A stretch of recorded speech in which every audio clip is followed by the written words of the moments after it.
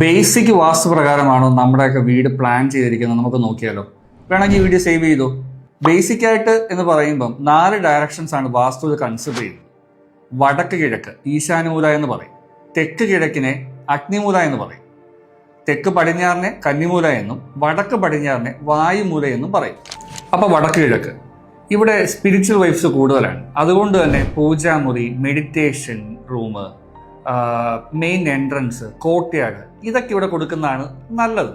ഇനി ബേസിക് അല്ലാതെ അല്ലെങ്കിൽ ബേസിക്കിൻ്റെ അകത്ത് കുറച്ചുകൂടെ സ്പെസിഫിക് ആയിട്ടാണ് നോക്കുന്നതെങ്കിൽ അവിടെ ഈ പറയുന്ന സ്റ്റെയർ കേസ്, പിന്നെ സെപ്റ്റിക് ടാങ്ക് അത് കൊടുക്കാതിരിക്കുന്ന നല്ലത്.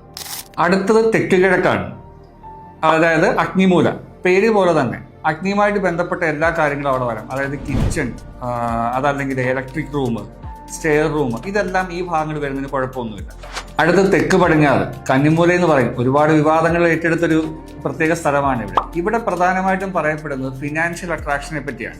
അതായത് ഓണറിന്റെ മുറി, ലോക്കർ ഫെസിലിറ്റീസ്, ഇതൊക്കെയാണ് ഈ പറയുന്ന ഏരിയയിൽ ഏറ്റവും ഉത്തമം. ഈ തെക്ക് പടിഞ്ഞാറിനെ പറ്റി വേറെ ഒരു കാര്യങ്ങളുണ്ട്. പൊതുവെ ഉയരം കൂടിയിരിക്കണമെന്ന് പറയും, താഴ്ചയൊന്നും ഇവിടെ അക്സെപ്റ്റബിൾ അല്ല. ഫോർ എക്സാമ്പിൾ സെപ്റ്റിക് ടാങ്ക്, ചെറിയ കിണറുകൾ അല്ലെങ്കിൽ പിറ്റുകൾ, അതൊന്നും ഈ കന്നിമൂലയിൽ അക്സെപ്റ്റബിൾ അല്ലെന്നുള്ളതാണ് ബേസിക് വാസ്തുവിൽ പറയുന്നത്.